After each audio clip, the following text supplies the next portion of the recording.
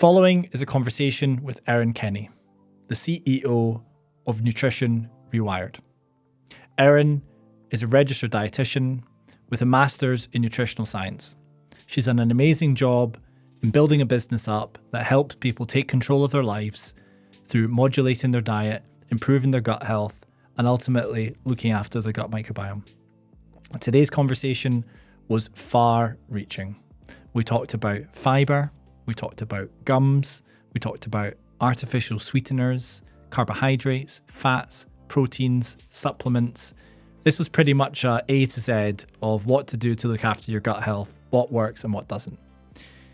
Really appreciated how simply Erin put lots of complicated topics for the listener. She also has her own podcast, so that might explain why she was such a good guest.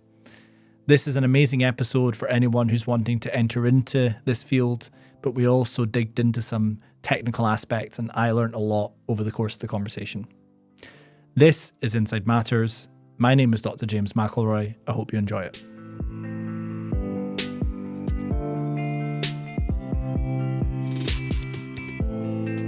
So how did you get interested then in gut health?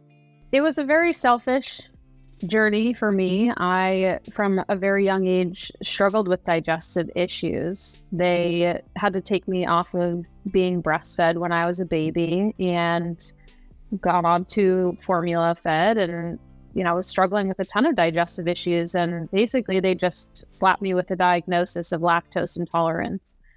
And basically went most of my childhood struggling with horrible pain, horrible bowel movements.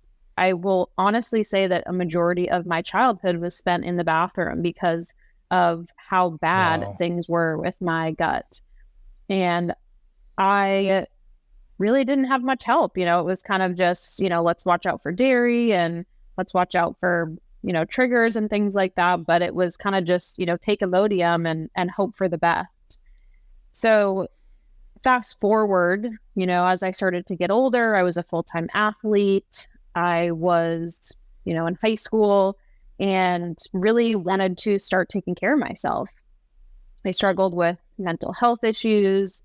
I lost my father to his battle with mental health struggles. And it started to connect with me that on the days when my stomach was at its worst, my mental health was also at its worst.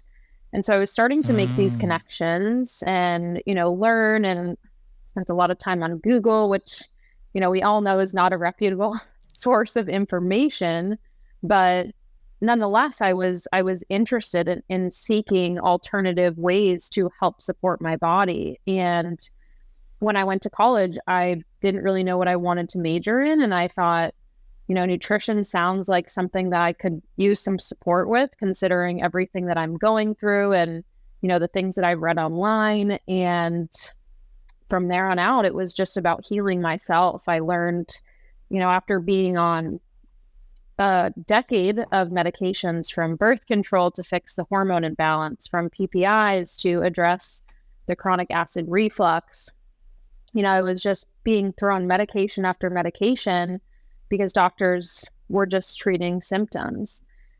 So I dedicated all my time to researching about, the gut microbiome and nutrition. And then I was in school for nutrition, and I started following people in the field who were talking about these things, talking about the gut microbiome, talking about how nutrition impacts mental health. And I just lit up. It was like for the first time in my life, someone was speaking to me, and I felt validated too. For so many years, it's like, it's just all in your head. You just gotta, stop eating dairy. And I've now basically built a business on helping individuals get to the root cause of their digestive issues and imbalances because of everything that I went through. So I'm incredibly passionate about what I do, and I'm just really excited to chat with you today. So what were some of the key things then as you went along your own journey that made the biggest impact to your own health? I will highlight a very important one that I think a lot of people don't consider, and that's stress. There was a lot of stress in my life, and I was kind of putting that on the back burner as something that, I'm stressed, I'm, working out intensely and doing all this stuff, but that can't that's not going to make a huge difference. So I really had to prioritize stress as one of them. Diet, as we all know, is incredibly important. My diet was not supportive of what I needed for my body. I played around with the plant-based diet, and I have no shame for anybody who loves their plant-based diet, but for me, it was not the right fit. I needed a plant-forward diet, but I also needed more protein. I needed to really hone in on focusing on diversity of what I was eating. I was eating a lot of the same things over and over again. I think a lot of us can get into a rut pretty easily with that. And then I learned, how much diversity our gut needs in terms of the microbiome. So stress, diet was huge. And then I had to address imbalances. I had small intestinal bacterial overgrowth because I was on proton pump inhibitors long term. I had yeast overgrowth. So a lot of these things I learned from stool testing, and then I was able to address them holistically. Going back to the stress then, so how do people identify if their stress levels are too high? And you mentioned exercise. Maybe exercise is a double-edged sword. If you do too much, it might be actually a big stress on your body. So what are your tools and tips then for stress management? Because I guess a little bit is good for you, right? But too much is detrimental. Sure. Yeah, we call that eustress, right? It's that period where you're kind of in that Goldilocks sweet spot where stress is beneficial. It helps us grow. It's good for inflammation. But in terms of my own journey, I would love to say that I had this lovely revelation of your stress and you need to pull back. It was one of those moments. I say this to clients all the time. It's if you listen to your body when it whispers, you don't have to hear it when it screams. And I was at the screaming point where I was running 7 to 10 miles a day. And, I got to a point where I couldn't barely even walk because I was just so obsessed with how exercise made me feel, how good it was for my mental health. So I was basically forced in to loving yoga. It wasn't love at first. It was not love at first. It was a rocky relationship to begin with, but I thought this is the only thing I can do. Yoga is the only thing that I physically can do that's going to support my mental health. And I just fell in love with it. So yoga, and to this day, has always been an incredible stress management technique for me because not only do I get to move my body, but I'm doing it in a way that's not inflammatory. I'm doing it in a way where I'm feeling everything of what's going on in my muscles and how tight I am, and breath, right? I'm breathing. So a lot of times people will say, I'm just not good at meditation. And I'll say, well, have you tried yoga? Have you tried walking or yoga? Those are also forms of meditation because you have to focus on your breath. If you're in a down dog position and you're sweating and you're tired, the only way you're going to get through that pose is that you're going to breathe. So meditation and yoga have been incredible assets to my healing journey, but also just the way that I manage my stress now, and also just the awareness of what is my threshold for stress and what are some of the signs that come up for me when I know I've hit my breaking point. I become more irritable towards the people that I love. My sleep starts to suffer. My digestion starts to go off a little bit. So these are kind of my red flags of, hey, Erin, let's check in with yourself. You might be doing a little too much. So are those the sort of whispers then before the screams, the irritability, the sleep? Yeah. And for females too, even males. I guess most people think. Yeah, changes in hormones, you notice changes in your menstrual cycle or your libido, those types of things can also take a hit when you're dealing with chronic stress. Because I guess a lot of people think, oh, well, I'm a little bit tired today, I'll just drink more coffee. Or I'm a little bit sore today, I'm just going to train more. But what you're saying is maybe you need to just slow down to perform better. Exactly. And I also love to talk to clients about how caffeine actually works. Caffeine doesn't give us energy. It actually blocks these adenosine receptors in our brain. And these adenosine receptors are like those little whispers of us hearing the signal that we're tired. And once that caffeine wears off, those adenosine receptors don't go away. They're still there to then tell our brain, hey, we're really tired. So I always tell people that you're not giving yourself more energy by loading up on caffeine. You're decreasing your perception of how tired you are, which is allowing you to push through something, whether it's a workout or a long, night at work. And over time, especially, your body is going to shut down. So as an avid coffee drinker, I'm sort of running through my head, am I drinking? Am I listening to the whispers? But have you got recommendations then for your clients around coffee and caffeine, like some rules or suggestions in terms of when to drink, how much to drink? Because that could be really interesting for the listeners on Inside Matters. Mm-hmm. My number one tip is that, and I say this to clients, you have to eat a full breakfast before you have your cup of coffee. And when we do this experiment, sometimes my clients will say, after I had... I'm guilty. They'll say, oops, I didn't even want my cup of coffee after I had my breakfast. And it's because we're not using artificial fuel, right? We're eating some nice eggs with, some sweet potatoes and avocado, and, we're energized. And now we don't have this craving for a stimulant. And I'm not shaming caffeine completely, especially coffee. There's numerous health benefits in addition to the microbiome, right. But it's evaluating that relationship with it. And so I always say, no coffee until you've had a full breakfast. Coffee does not count as breakfast. I tell them no caffeine after noon. The researcher, Matthew Walker, he talks about the metabolism of caffeine and, the half-life and how long that caffeine can stay in your system.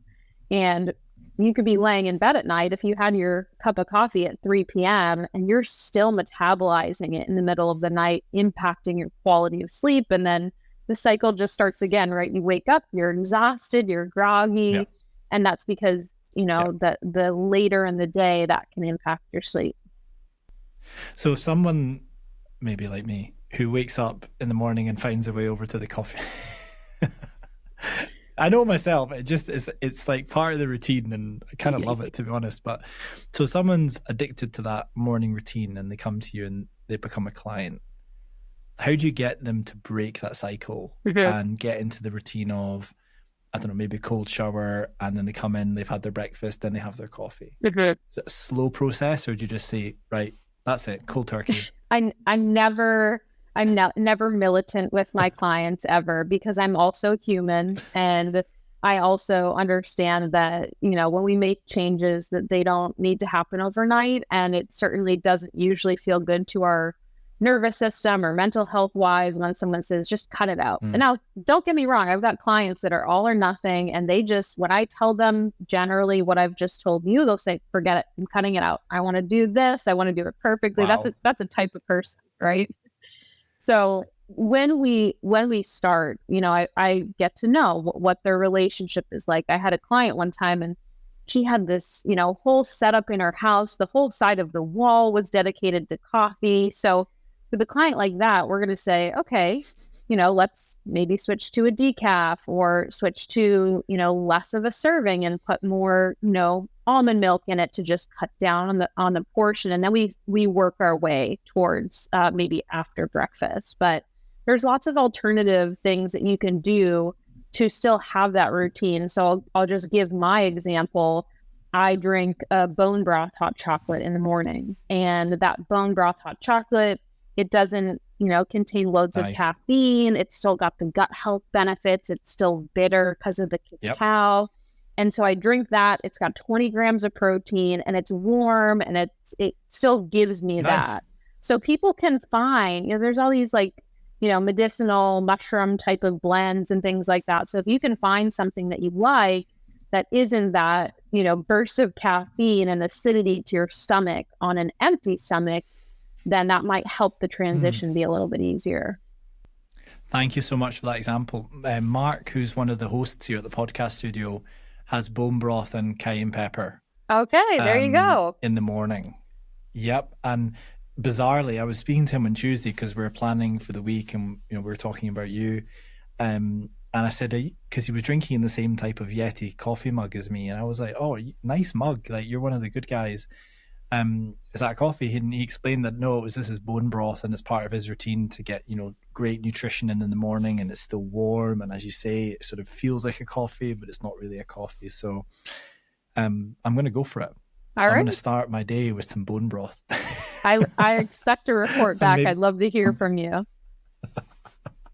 I'll give you a report. I can't promise to stop the coffee. That's not the goal. I might go from 2 shots to 1 shot. Okay. I think 2 shots to 1 shot. That's success. But you mentioned the health benefits of coffee. It's really interesting. I've had several people come on. So one of them was Professor Debbie Shawcross, who's like a leading authority on liver health. Mm-hmm. Basically saying, drink more coffee because for some reason it's protective against cirrhosis and non-alcoholic fatty changes. So there's something in there, isn't there? I think there's so many aspects of it. I think, you and I are big into gut health, right? So we're probably going to always look at it from a gut health lens. And, my scientific brain goes to, well, coffee helps people have a bowel movement, right? It stimulates the liver and digestion. And if we're having regular bowel movements and stimulating that process, that's great for the liver, right? We don't want, sluggish digestion. So just one of the many, there's antioxidants in there. There's the polyphenols that feed beneficial bacteria. And, the liver and the gut are most certainly connected. Mm.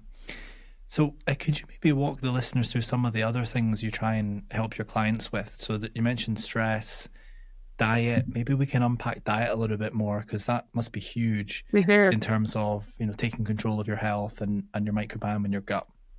Sure. Yeah. As a dietitian, people expect that we just focus on food, and we often do. There's not usually one client who comes in that there's not something diet related that we're talking about. And everyone's starting at different ends of the spectrum, right? Some people have no knowledge that, they're not even getting nearly enough protein. They're not eating any vegetables, that the kind of standard American diet where a lot of processed foods, a lot of refined grains that aren't providing any fiber or nutrition.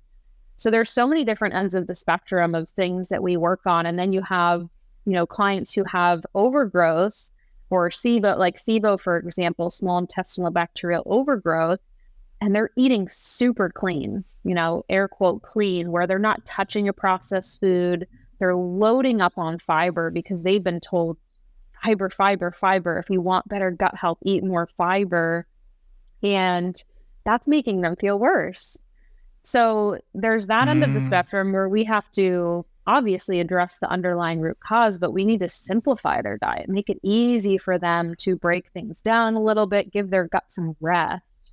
And then there's the other spectrum where, I have a woman come to me and she's eating 1 egg for breakfast. And I'm saying, where's your protein? She said, well, I haven't had an egg for breakfast. I said, well, 1 egg is 6 grams of protein. We need 25 to 30 grams of protein to start our day, right? Yeah. So there's all these missing links. So we've talked about breakfast quite a lot then, because as you know, within the sort of wellness, health sphere, there's this debate around intermittent fasting. Mm-hmm. And it sounds like you're very much in favor of you should have a really great, nutritious breakfast with your micronutrients and the macronutrients to set you up for the day. Is that the case? So you're big on breakfast for you and your clients? So for me, yes. I've always tried to adopt that my philosophy on my own nutrition and what I think makes me feel best is not going to determine what I think is best for a client. Sure. And I think that's really important. I think a lot of, health professionals, it's, they find something that works for them or works for some of their clients, and then everyone should do it. Now, would I recommend intermittent fasting to people? No, it wouldn't be my first recommendation for the majority of people that I work with. I have worked with clients, and most of those clients end up being males who do really well with intermittent fasting. Maybe it's males, or oftentimes it's women who are post-menopause, and they have specific goals, maybe related to body composition and hormone balance. And they've found that these practices of intermittent fasting in whatever fashion make them feel really good. A lot of these are CEOs of companies that they love the focus aspect of it during the day. And, so I'm just going to come in and I'm going to work with them and say, well, if this works for you and you're not binge eating at night and feeling like you're deprived during the day and you're getting good nutrition in your feeding window, then I'll work with you. We'll work with where you're at. But the majority of my clients, especially those that are female and they're still cycling, this can really disrupt their hormones.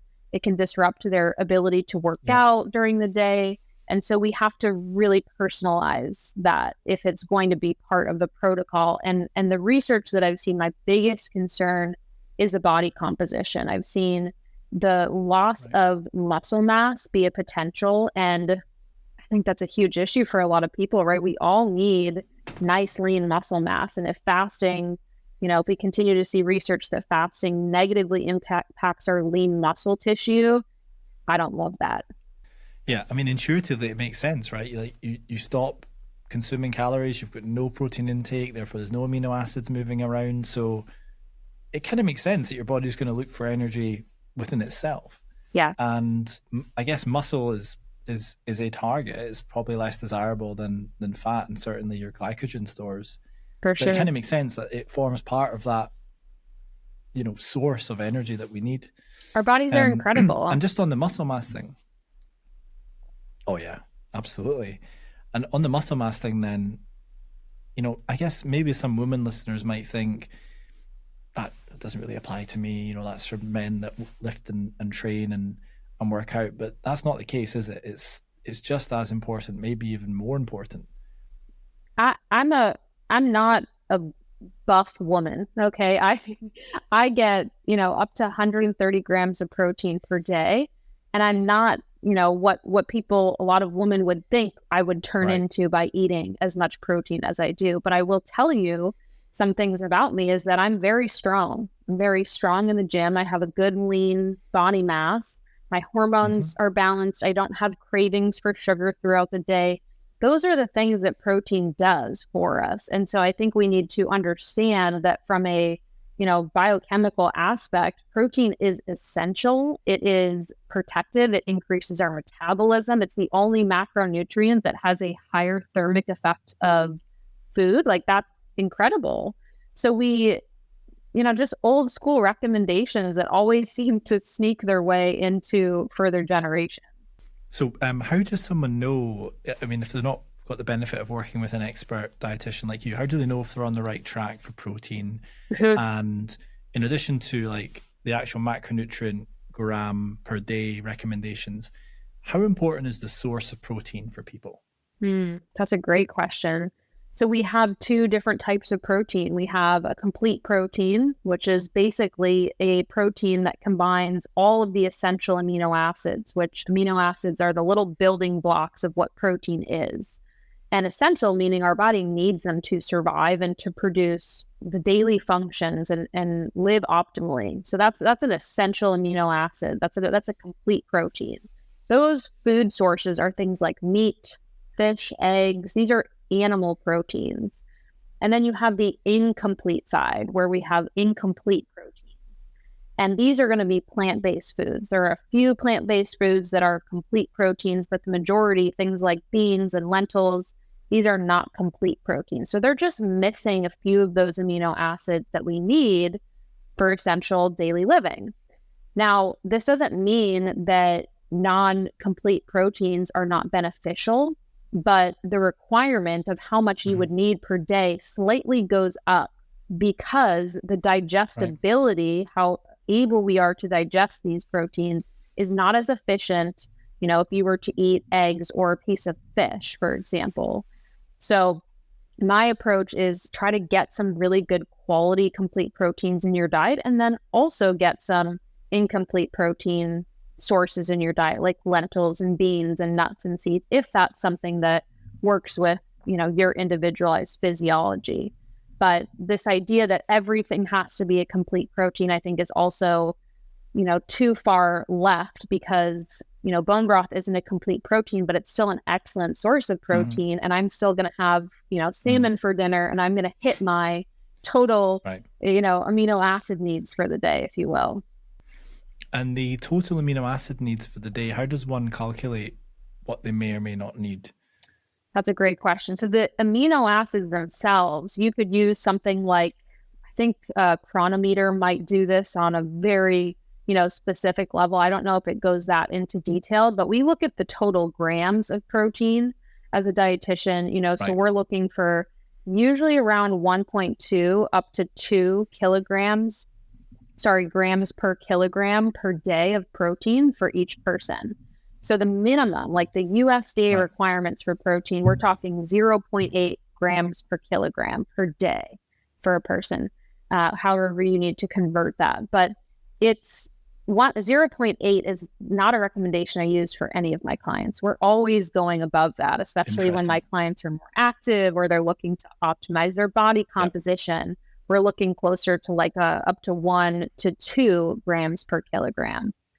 So that's your goal, is to really figure out like what is that number for you based on your body weight, and then how can you spread that throughout the day. You don't have to completely spread it evenly, but I usually just tell people to make it easier, get 25 to 30 grams at each meal, and then adjust, add to that to meet your needs, and then add snacks where appropriate. But that's a good baseline if they're kind of starting from ground zero. That's an amazing summary of protein. Thank you so much. Yeah. How do supplements fit into that? And I'm asking you in the context of this minimally processed versus like ultra processed food debate we have all the time. So some people say, oh yeah, whey protein supplement contains the essential amino acids, go for it. But other people say, whoa, it's so processed, you shouldn't have it. So what are your thoughts then on supplements and how they fit in? I think supplements can be great. I think they have a time and a place. And, a lot of the times convenience is a big reason. For somebody that has a protein goal of 180 grams per day, meeting that might be really challenging if they're not throwing in some whey protein into a smoothie or a shake.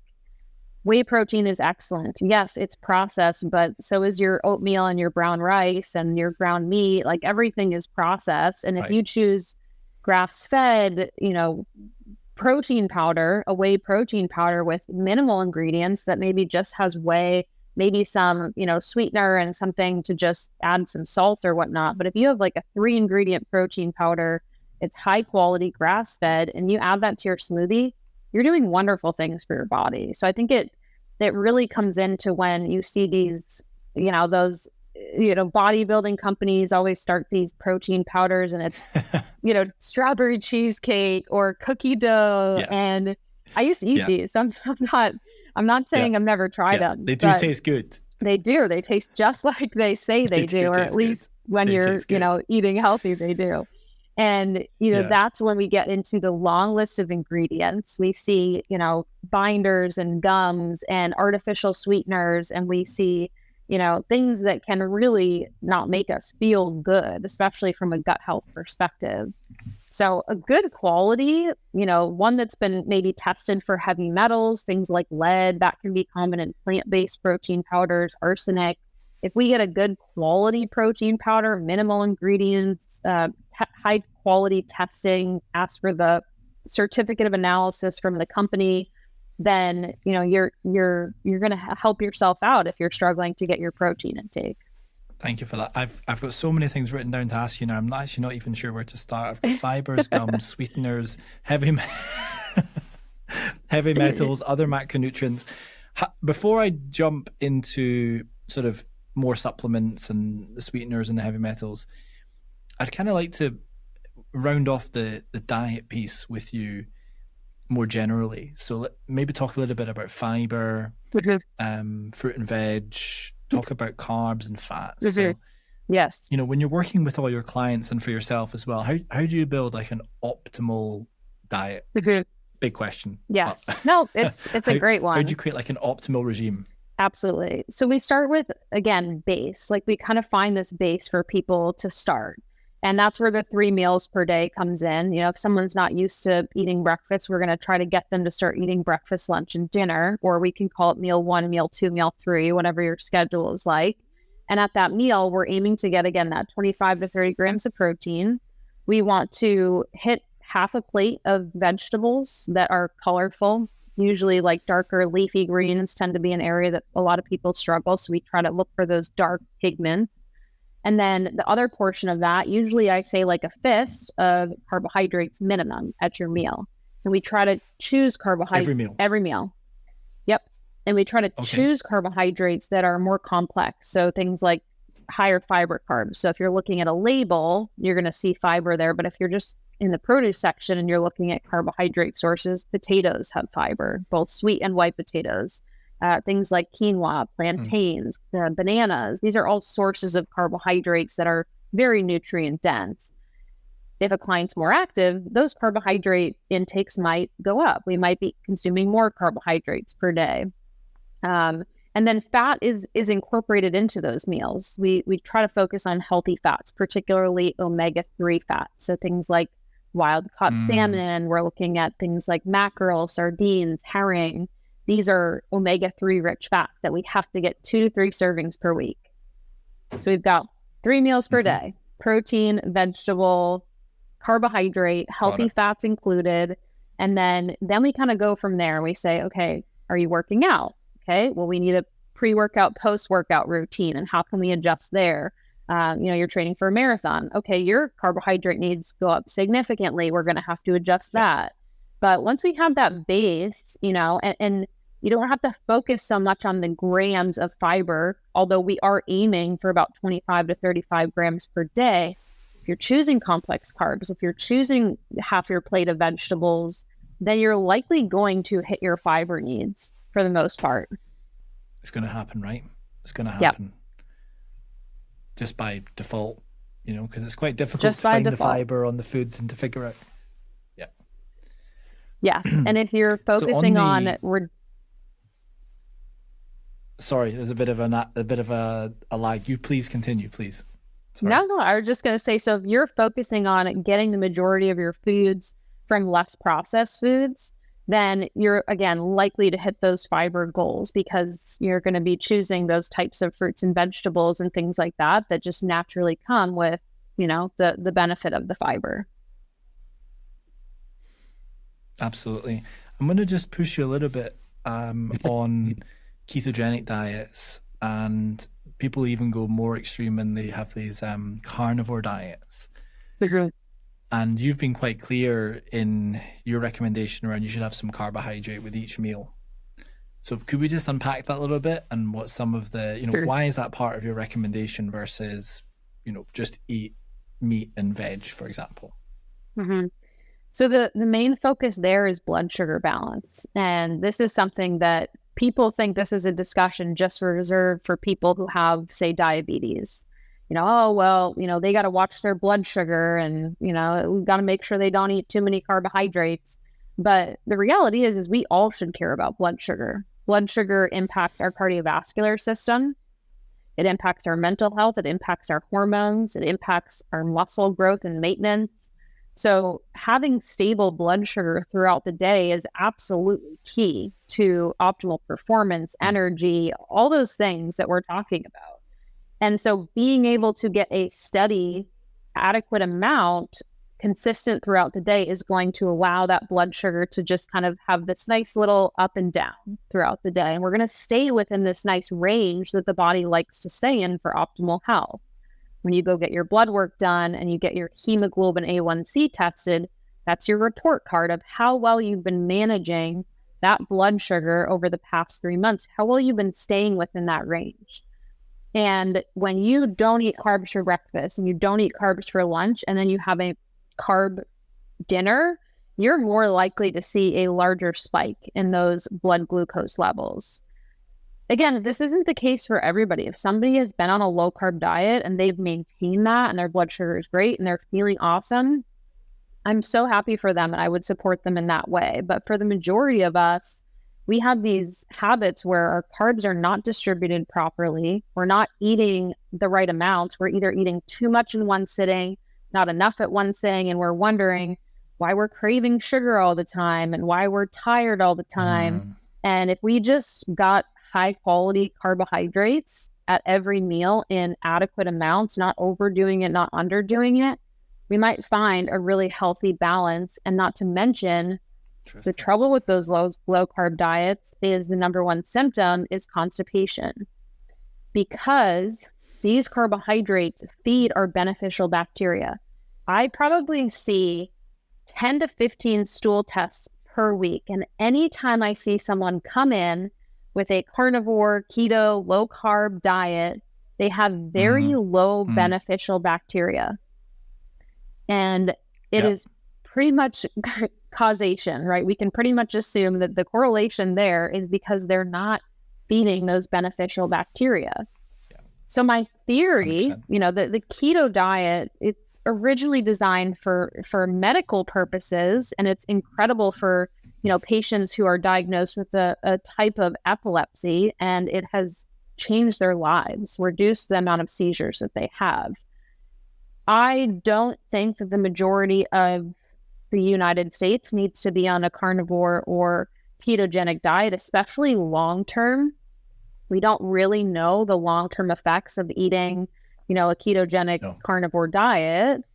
And, I suspect that a lot of people that have found that they feel so good on those diets could be because they have an underlying gut imbalance. And now they're not feeding it with any fiber, any carbs, and that's kind of maintained their symptoms. So they feel really good. And that's just a theory. It's just my thought, that a lot of people find those diets because they're looking for relief and to feel good. And ultimately, we all want to feel good, right? But if we're not addressing a root cause, then that's a problem, especially if it forces you to be on that restrictive of a diet. I mean, the way I like to describe the carnivore diets to some people is you're essentially starving your microbiome. It's not getting anything that it needs, really. I mean, there's some microbes that can metabolize amino acids, and maybe some more complex chains and proteins, but it's, as you mentioned, it's really the fibers, it's the complex carbohydrates that they really truly need. Yeah, there's a few specific bacteria the Faecalibacterium prausnitzii, the Akkermansia, these are two keystone, I'm sure you're familiar with them, they're two keystone bacteria in our gut. And one of the things that they thrive on is polyphenol-rich foods.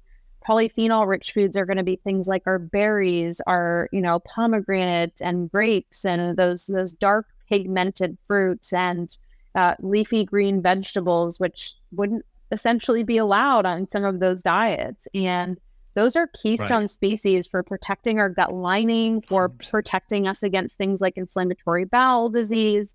So I don't know how you could convince me that a diet void of all these amazing foods, and mentally for myself, I could never, that's just, no, it's not for me. I've got a note to ask you about your diet and your routine in its totality, but just like to explore this fiber concept a little bit more. So one of the things that you said at the start, which I think was absolutely fascinating, and you just touched on it again with people getting relief. I think maybe you're talking about the SIBO and how things are just going a bit crazy, and counterintuitively, whilst perhaps in someone who doesn't have SIBO and who's functioning correctly otherwise, fiber is brilliant. For them who've got too many bugs in the upper GI tract, maybe fiber's not so good. So maybe you can walk the listener through that, and also how you help these people get them to a state where maybe they can tolerate fiber again. Mm-hmm. Yes. And this would go for, certain conditions, patients who have inflammatory bowel disease as well. If they're dealing with a lot of chronic inflammation, again, fiber is hard to break down. And that's part of what makes it good for healthy individuals, is that it's hard to break down. We don't digest a good majority of it, therefore it feeds our beneficial bacteria. But for those who are struggling, those who really find that, they start to eat a salad and it completely destroys them, or, the thought of any sort of vegetable on their plate is a nightmare, then we're basically going to go forward and do some sort of testing. So the gold standard for the SIBO is going to be a breath test. We're going to be testing for 3 types of gases: methane, hydrogen, and hydrogen sulfide. And then we're also probably going to do a GI map to look at overgrowth in the colon, the lower part of the digestive tract as well. And if that person has a lot of overgrowth, then typically the course of action is going to be some sort of antimicrobial. And that could be either you could go to your conventional medicine doctor and you could choose to go that route, or you could choose to take the more natural route and use things like berberine, allicin, grapefruit seed extract, neem. These are all natural antimicrobials that have been shown to be very effective at killing off harmful bacteria, both in the small intestine and the large intestine. And it's not just as simple as killing them off, right? We want to figure out what else is going on. Are they super stressed all the time? Do they have low stomach acid? Are they on a proton pump inhibitor, which is, again, further reducing their stomach acid? We also want to look at the whole picture so that this doesn't happen again. Because the number one thing with SIBO is that people have reoccurrence because they just go in, they say, let's kill this off, but they don't address the fact that they have motility issues, thyroid issues, stress that is just like unbearable. And then they wonder why it comes back. So that's the big thing with addressing the gut, is that we don't hone in on one specific thing. It's not as simple as like, oh, vitamin D is low, we increase it, or it's right. Okay, so how did we get here? This your gut is like a forest, right? You go into a forest and you just pull one thing out, you still have the whole forest there.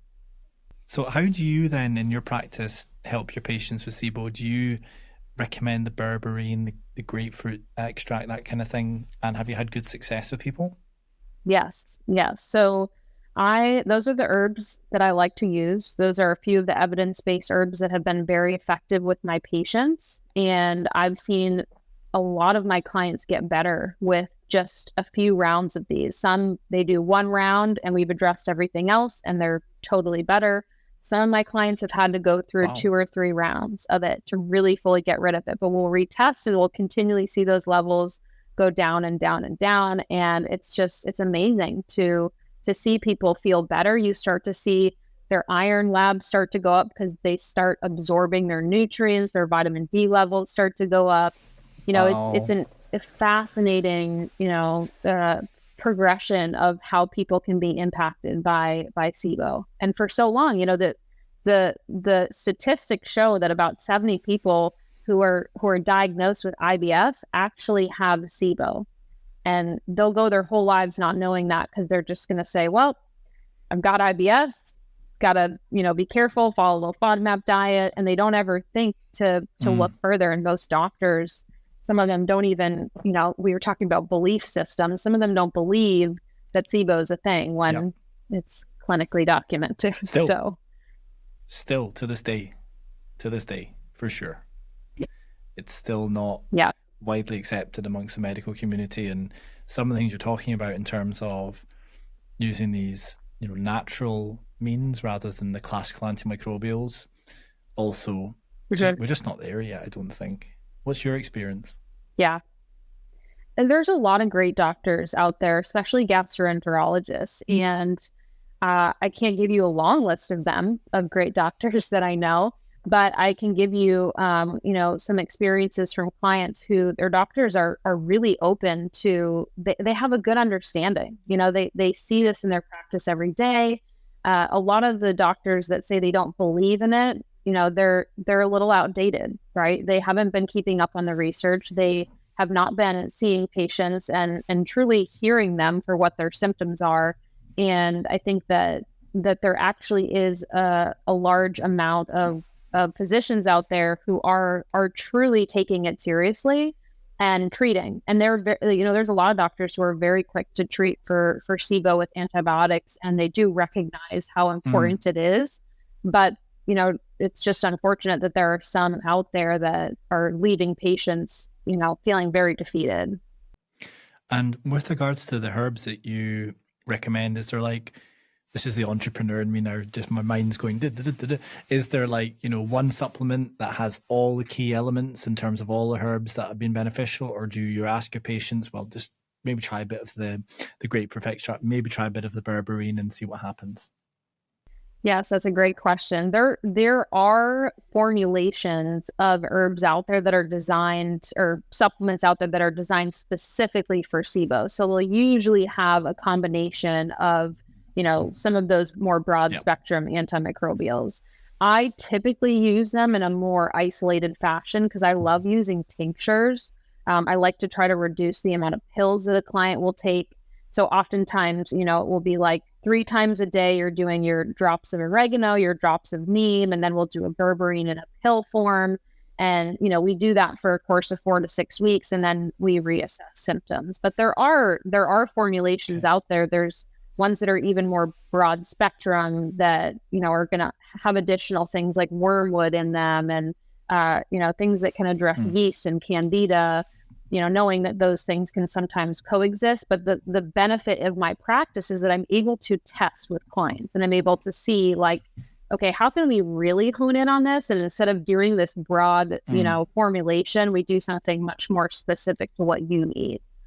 Yeah, my brain was just ding, ding, ding, ding. And also I was wondering, that's just how it works in my brain. The tests that you do, I'm also fascinated. So I'm very familiar with the hydrogen sulfide, hydrogen methane, because Enterobiotics is actually going to be doing a clinical trial in the IBS area. So I've been reading all about IBS-C and methane and IBS-D, post-infectious, SIBO, and so on. But I wondered, because what you're talking about is fascinating. It's a combination of the breath test, it's a combination of the stool test. So do you have providers that you go to and that you trust to give you the right kind of data? Or do patients come to you having done a microbiome test like at home? Yes. So the majority of what I will have clients do with their providers is have their standard colonoscopy, endoscopy, get their blood work done. If they can get, the things that I like to see, like the ferritin, iron, B12, vitamin D. So I'll usually have them do that just because it's covered by insurance, right? We try to save clients as much money as possible, knowing that these types of cases can be, more intensive and costly. And so the stuff that we will do together, luckily as a dietitian, we have different resources where I have an ordering physician on my team who can order the labs for me. And I've been trained to evaluate and interpret these labs over the past 10 years. And so I get these results, we sit down, we go over them together, and, we either work with their physician or just on our own, depending on how willing their other providers are. We try to work as a team to help this client get better in whatever way that looks like for them. I've got it. Thank you. I just wondered if there was like a best-in-class microbiome testing service that you just thought was unbelievably good that gave you so many insights. Yeah. Yes, much more simple. I will answer that more simply here. So I love the GI map. I've been using the GI map by Diagnostic Solutions for several years. I also love Genova. That's another really great one. Sometimes that might be a better fit for a client based on kind of their symptomatology. But those are really the two main ones. And then, the breath test, I use the Trio Smart because they do all three of the breath gases versus, if you go get it done in your conventional doctor, they're likely just going to test for the hydrogen and the methane, and they might miss the hydrogen sulfide. No affiliations with the brands at all, too. Thank you. Thank you for that. You got quite excited when you talked about vitamin D, iron, and ferritin. Can you just maybe unpack that a little bit? Why is that so important? These are basic, labs that should be run for all of us. And I laugh about it because it's so frustrating how it's like pulling teeth with providers that you want to know what your vitamin D levels are, especially when we're in New England over here. So we're not getting UVB rays from the sun to produce vitamin D on our skin for a very large portion of the year. And also just scientifically knowing that 90% of Americans are deficient in vitamin D. Vitamin D impacts our hormones, our mental health, our risk for inflammatory bowel disease, everything. It quite literally impacts everything. So vitamin D, I always have clients advocate for that because it's not done over here in the US as a standard blood panel. Iron is another one. Iron typically is tested, but ferritin, the storage form of iron, is not always tested. And this can tell us a lot about inflammation in the body. This can tell us a lot about our body's ability to absorb iron. So that one is another one, especially I work with a lot of athletes, especially endurance athletes, and they tend to be very low in ferritin. And so, if a provider saw, in 2017, your iron looked good, they're not going to test it again. And, it's 2024. Things can change pretty quickly. So yeah. I like ferritin. I also like B12. Both B12, ferritin, vitamin D can tell us if there maybe is malabsorption going on related to SIBO. So these are things that are common deficiencies that I see in my practice. And, we should just be knowing regularly what our values are. Got it. Are there any other blood tests that you recommend for the sort of general person? And I'm assuming you recommend vitamin D supplementation? Mm-hmm. Yep. If you are deficient in vitamin D to a point where, you're getting into the 20s and lower, you're not going to be able to eat food and get your values back up. You're going to need to supplement unless you're living in a place where it's very sunny and it's very clear that you've been hibernating and lathering with sunscreen, and then you can change that habit. But the majority of people, in order to get their vitamin D levels back up, will need to supplement. So that's really important for people to know.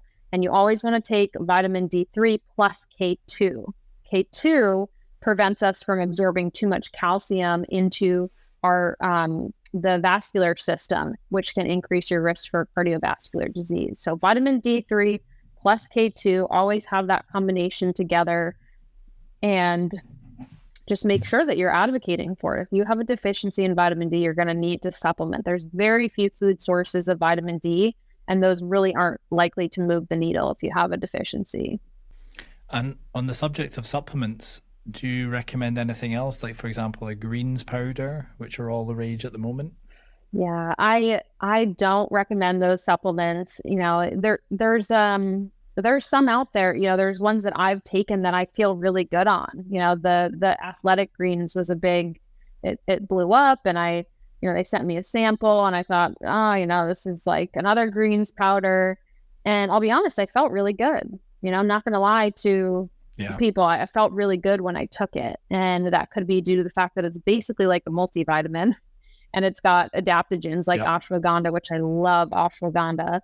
And, it was great. I was taking it for a little while, and then, Consumer Labs came out. They independently tested all of these greens powders, and they found higher levels of lead in a lot of them, which something that just naturally occurs in the soil. When these, plants are growing, they absorb these heavy metals from the soil.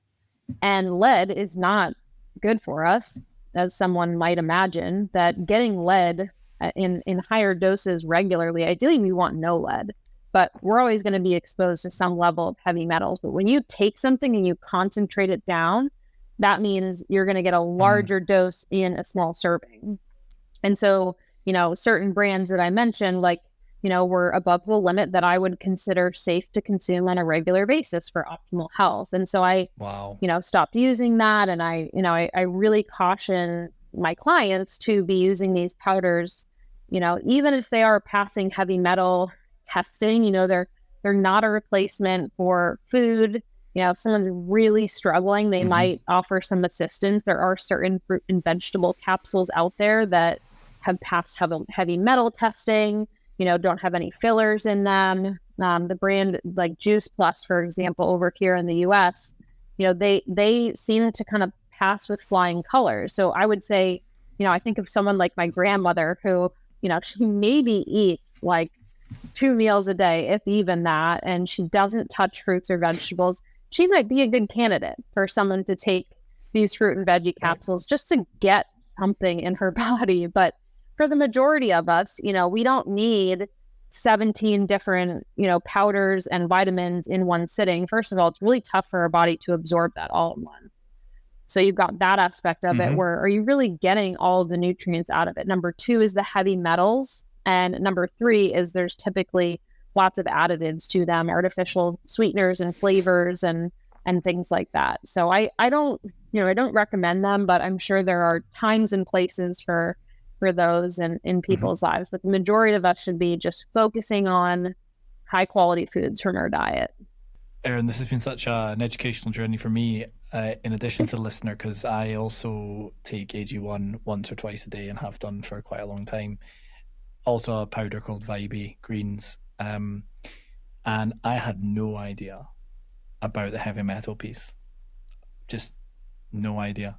And to be honest with you, I actually don't know that much about heavy metals and how they can impact on health. So could we talk about that for a little bit? Like, how do we know if we're heavy, if we've got too many heavy metals? What's the health impacts of heavy metals? And then if there's too many and it's having a health impact, what do we do? Sana? Yep. So heavy metals, each different type of heavy metal, from lead to arsenic to cadmium, those are three very common heavy metals that we typically see in supplements, powders, even chocolate. We see high levels of lead, unfortunately. Big chocolate fan over here, so trust me, I'm not. No. You're like, you're taking away my coffee, now my chocolate. No, but yeah, what is going on here? But again, my AG1 and coffee, now my chocolate. So again, like, I will use AG1 if I know I'm going out and I'm going to have a really long run.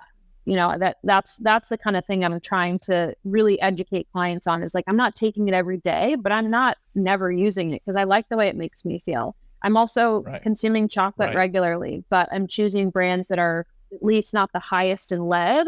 And I'm moderating my intake, but I probably eat chocolate at least 3 to 4 times a week. Like, I'm not going to lie. It's just, you can't avoid all of these things, but, there are some that are avoidable that are just, we're getting too much, and that could be impacting certain people. So, heavy metals can impact all of our organs. A lot of them can accumulate in our body, and it's really hard to get rid of them. Some are actually impossible to get rid of. So the kidneys can be affected, the gut can be affected, the liver, right? We can have this buildup of these heavy metals. And then on top of that, if you have an unhealthy gut, then you're more likely to have these accumulate, because if you have that intestinal permeability where things can move from your gut into your blood because you have leaky gut, you're in a worse shape to be consuming these heavy metal, containing products. But generally speaking, they have widespread impact on our health, from our brain health to our organ function. And over time, this can be very serious for people. And it's hard to say, okay, look for these symptoms. It's this happens slowly. So this could be, you show up with dementia or Alzheimer's when you're 50 years old, and you don't realize how much of something you've been consuming.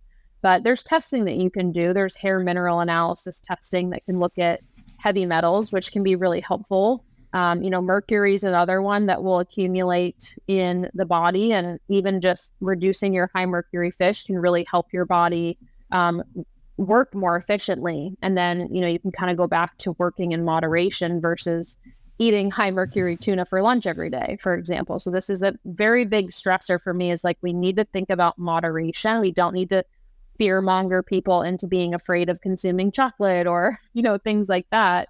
It's education, making better choices.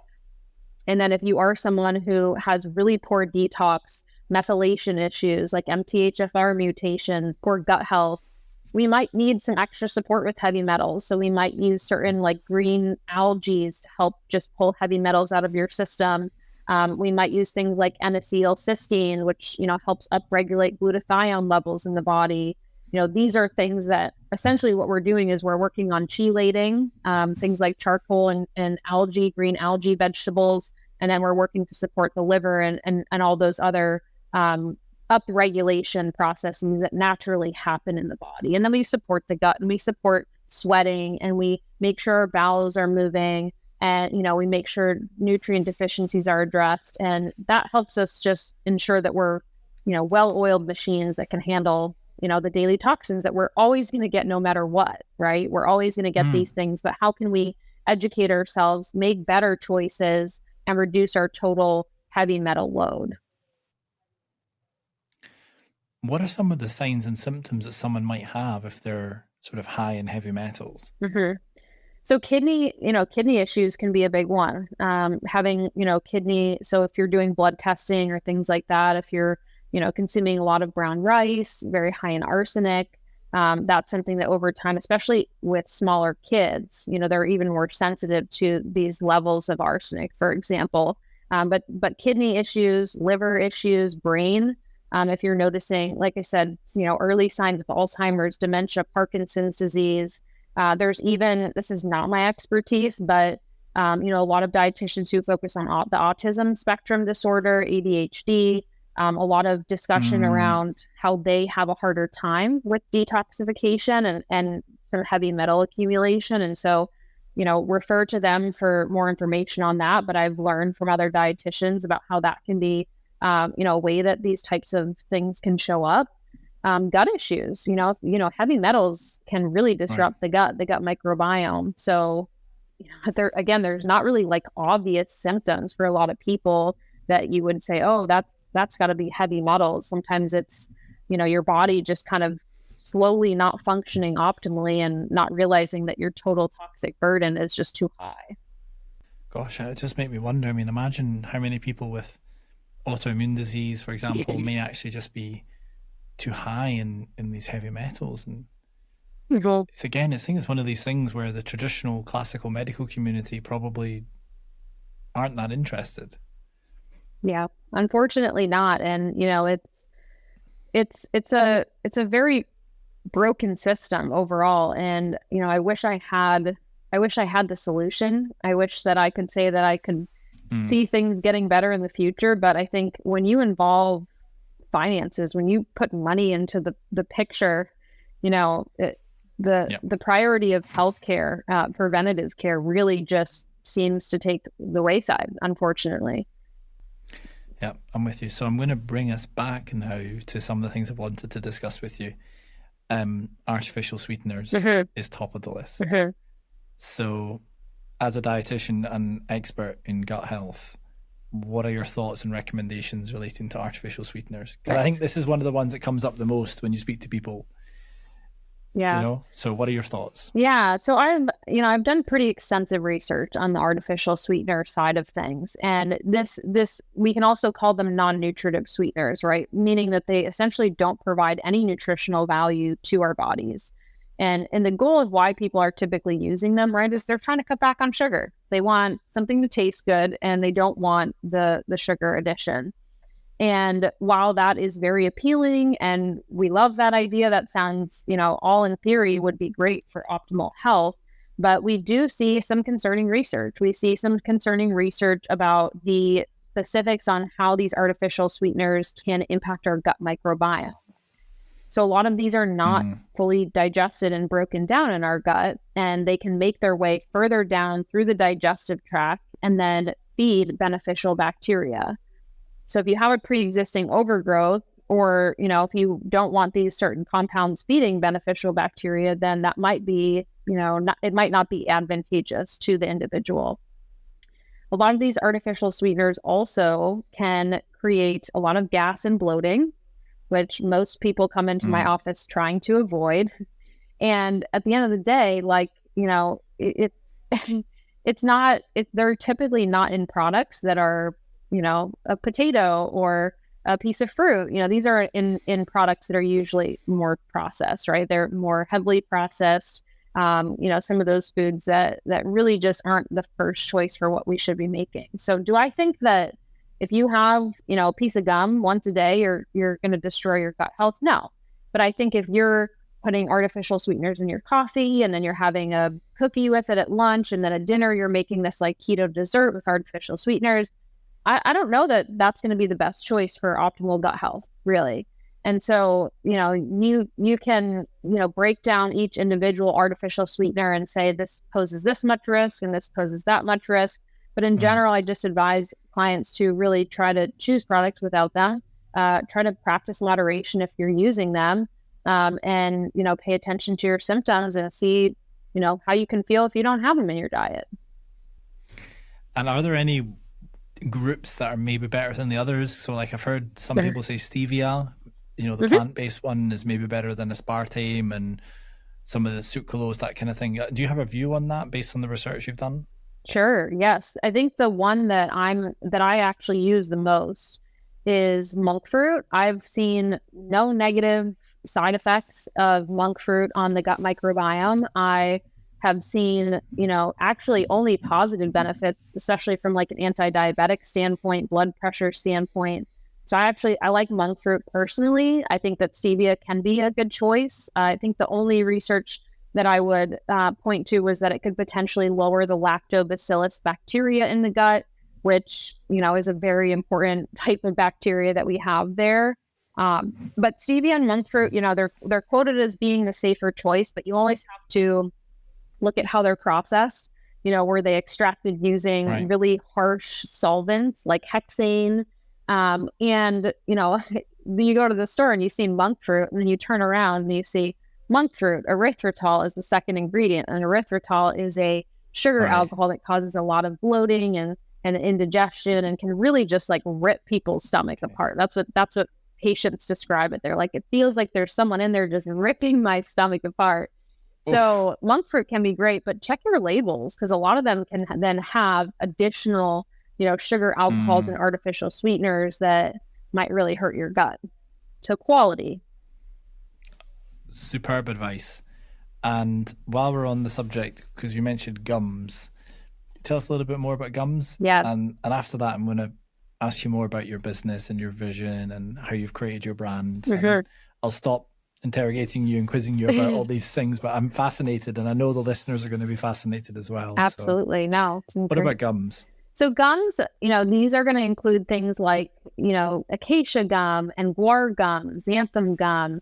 Try to think of other ones. Those are probably the main ones that I see in foods nowadays. And you're going to start to see these in, so many different products. They might be in your toothpaste. They might be in crackers. They could be in your ice cream. And the purpose of why companies add these to your foods is because they're binding. They help to bind things together. And now that we've moved also towards this like gluten-free, era, this area where people are choosing lower fat, lower sugar items, they're putting those in to help replace what those other ingredients used to do. So they're giving us this nice mouthfeel. They're helping thicken a product when gluten's not there, because gluten is great at thickening. So they're in a lot of different products. I even went to the grocery store last week and I was looking at sweet potato fries, thinking, there shouldn't be any gums in sweet potato fries. There were. It was, just ridiculous how many gums we're getting in our diet, from these more packaged items. Now, not all gums. Crazy, because sweet potato fries should just be sweet potatoes. Right, exactly. You could put a little olive oil, you could put a little salt in there, like that's fine. But to put gums in there just seems, ridiculous. And so, obviously you just make them at home, but, every once in a while, it'd be nice to be able to go to the store and get a product without gums in it. So these products they serve as prebiotics, meaning they feed beneficial bacteria in the gut. And that can be great, actually. Like guar gum and acacia gum have been actually pretty well researched to be helpful for certain people. Partially hydrolyzed guar gum, for example, is something that I actually use as a protocol sometimes when I'm treating SIBO with patients, because that in combination with antimicrobials has actually been shown to be very beneficial for treating SIBO. So not all gums are created equal, but most of them serve as prebiotics. They do typically alter the gut in some way, whether that's positive or negative, and it also depends on the person's gut microbiome, what that's going to be like. But a lot of the side effects that can come with these gums, especially the amount that you're consuming, a lot of gas, bloating, diarrhea, and potentially even constipation. And so, it's almost impossible to isolate like what it is that's causing the issue for you. But oftentimes clients will start to notice once we have this conversation, and they'll say, oh my gosh, everything I was eating had gums in it. My creamer that I was putting in my coffee, my bread that I had for lunch, my crackers that I had. And so when we start to reduce these, we of course start reducing processed foods overall, but we also start to, just focus on the amount, which we always talk about with nutrition, right? Like the poison is in the dose, is what I say, is like, You can probably consume a little bit of Interesting. something every once in a while, but when you consume it all day, every day, and you're maybe even already at higher risk for digestive issues, these gums might not be good. And then how are these gums made? So there's certain gums like xanthan gum that can be derived from wheat, soy, corn, genetically modified ingredients, which are things that people want to maybe steer away from. And so the source of them and the way that they're manufactured, kind of similar to the sweeteners, right? Like, how are they produced? Where do they come from? What processing was involved, which isn't always something we'll be able to know from the final product, is just another thing that we want to look out for. Now, in terms of poison in the dose, devil in the dose, is there anything which is an absolute no-go? Like palm oil, a Big Mac, beer, not in my world. Gluten. Is there anything that's not in my world? Nothing's an absolute no-no. Even palm oil? Unless you have an allergy. No, I've never seen, like, it's what you do consistently that will determine the outcome of your health. Right. You having palm oil, like, once in a given week or a month or a year, whatever, as long as you are consistent in supporting your body for optimal health the majority of the time, that Big Mac shouldn't destroy you. Like, your body should be resilient enough that if you were to go eat a Big Mac, yeah, you might not feel great, like digestive wise for a day, but you shouldn't feel the effects of that or feel like that throws off your inflammation for a week. That's a sign that body is not resilient to me. And I want patients to be able to understand that being healthy is not about perfection. It's about doing the right things consistently the majority of the time. And then understanding that if you do, let's say, again, you skipped one gym workout in the course of a month, like, tell me how much of an impact that's really going to make on the outcome of your physique. Not much, right? So we have to put things into perspective of, we can't say that, there's certain things that we can't do that are better for us. Of course, we know there are certain things that are better for us to do, but those things that aren't so good for us, as long as they don't make up the majority of our diet, I don't see that as a problem.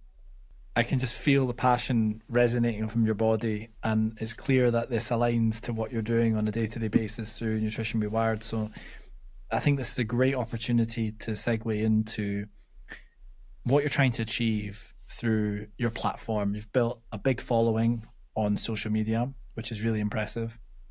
People obviously love your content based on the engagement. So what is your vision for how you're building your brand and where you want to go next and what your aims and objectives are?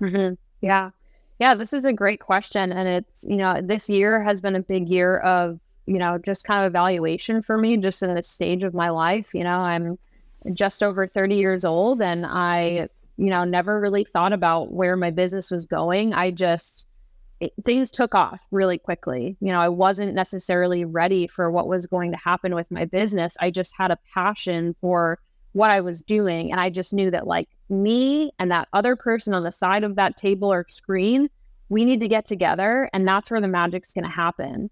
And over the years, one thing that's really come up for me is we need a team, right? We need a team of people, because this person, I can only do so much, right? I can do testing, I can do this, I can do that. There's so much that as dietitians now we have access to, but, I want an acupuncturist on my team. I want a psychologist on my team. I want I'm a personal trainer, but I don't have time to do that. I want a personal trainer on my team. I would love to get to a place where I have built, maybe it's a physical facility, because I love being in person. I love being with a crowd of people. I love community. But I want to build, and there's plenty of these types of places out there. I've even worked for companies like this, but I'd love to build that where I feel like I have this community of people. We're all aligned, and we're all just so invested in helping each individual get better. And that's my dream. That's my dream right now. And I don't think it's a far off one. I think it's achievable.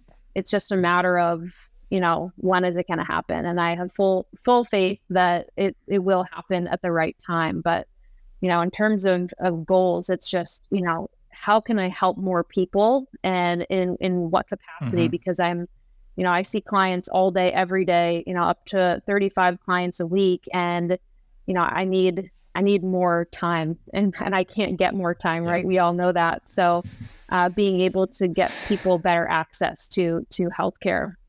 I love it. And as I said, the passion has really shone throughout the whole conversation. You obviously love this.